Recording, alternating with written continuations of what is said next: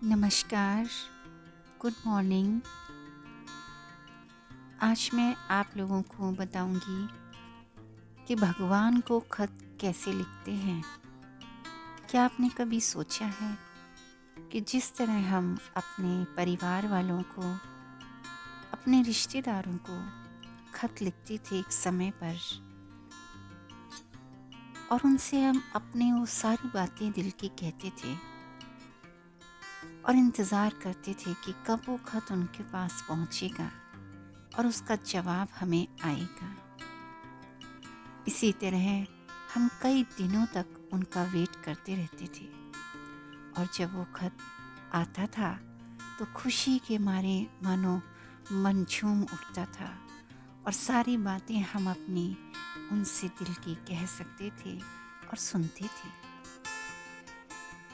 लेकिन क्या आपने सोचा कभी कि हम जिसकी पूजा करते हैं, जिसका ध्यान करते हैं, जिसके साथ योग लगाते हैं, उस परमात्मा को भी हम खत लिख सकते हैं। उससे भी अपनी बातें जैसे हम प्रार्थना में करते हैं, दुआओं में करते हैं, उसी तरह हम लिखकर भी अपनी बात उन तक पहुंचा सकते हैं।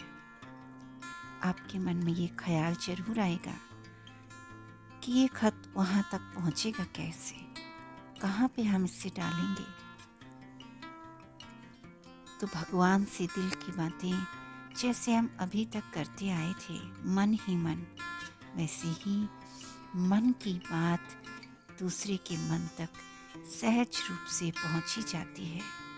उसके लिए किसी भी साधन की आवश्यकता नहीं। तो आज हम परमात्मा को खत लिखेंगे और अपने मन की बात उनको लिखकर बताएंगे। लिखने से फ़ायदा ये होता है कि हम हर एक बात कह सकते हैं और लिखने से हमारा मन बहुत हल्का हो जाता है। बहुत सारी बातें ऐसी होती हैं कि जब हम ऐसे ही नहीं कर पाते हैं तो वो लिखकर हम बता सकते हैं। और सच मानिए, भगवान भी हमारे खत का रोज़ इंतज़ार करता है। जैसे पिता अपने बच्चे के हाल चाल का, उसके साथ क्या हो रहा है, क्या समस्या है, ये जानने के लिए उत्सुक रहता है और इंतज़ार करता है कि बच्चा कब उससे अपनी बात कहेगा। उसी प्रकार परमात्मा भी हम सबका पिता है। उस पिता परमात्मा को हम जब अपने दिल की बातें बताते हैं तो वो इतनी जल्दी उस सारी बातों को हमसे दूर कर देता है और हमें सहायता भी करता है। और उससे ज़्यादा खुशी होती है कि बच्चे मुझे याद कर रहे हैं। तो परमात्मा को खत लिखें और उससे अपने दिल की बातें जी भर के कर लें। तो शुरुआत करते हैं। सबसे पहले हम जिसे भी मानते हैं उसका नाम लिखें। वैसे तो परमात्मा को किसी भी नाम से हम लिखें या ना लिखें, लेकिन वो है तो परमात्मा ही। तो आप कुछ भी लिखकर उसे बता सकते हैं दिल की बातें। तो वहाँ पर उनका नाम लिखें और शुरू करें अपनी वो सारी बातें जो हम किसी से करना चाहते थे। स्मृति में लाएं अपने इष्ट देव को, भगवान को, परमात्मा को, जो भी है गॉड को, उनको स्मृति में ला करके सबसे पहले उन्हें प्रणाम करें और उसके बाद उन्हें दे धन्यवाद कि जो कुछ आज तक आपने मुझे दिया वो मेरी उम्मीदों से ज़्यादा था। बहुत कुछ दिया आपने मुझे,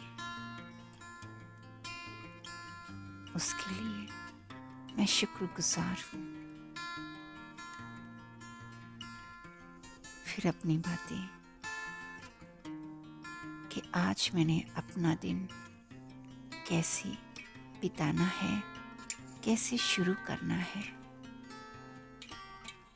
उन सब के लिए परमात्मा से शक्ति ले कि मैं आज जो भी काम करूं वो मेरे लिए उन्नति का मार्ग हो, उसमें मुझे सफलता हासिल हो, कोई भी काम मुश्किल ना लगे, मैं बहुत आसानी से उस काम को कर पाऊं।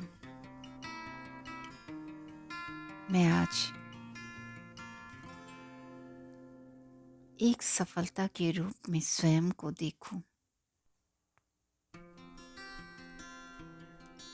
जो भी बीमारी हो उसके बारे में बताएं। आज जहाँ पर भी आपके दर्द हो रहा है, आप परेशान हैं, दुखी हैं, वो सारी बातें लिख डालें। कुछ पुरानी बातें जो आपको याद आ रही हैं और परेशान कर रही हैं, उनको भी लिख दें।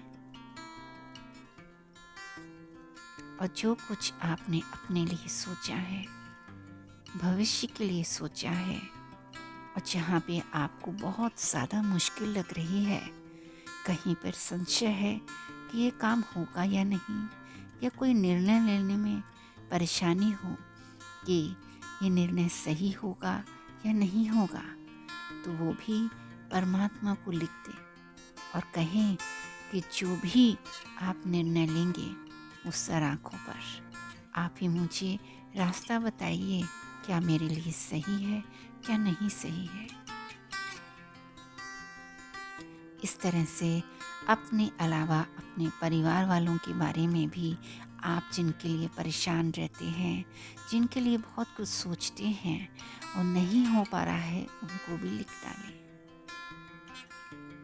और उनकी बातें, जो भी कुछ आप महसूस करते हैं, वो भी लिख दें। या किसी व्यक्ति ने आपको बहुत परेशान किया है, वो भी बाबा को बताएं, अपने पिता को बताएं, अपने गॉड को बताएं, जो भी आप जिसको मानते हैं उनको बताएं।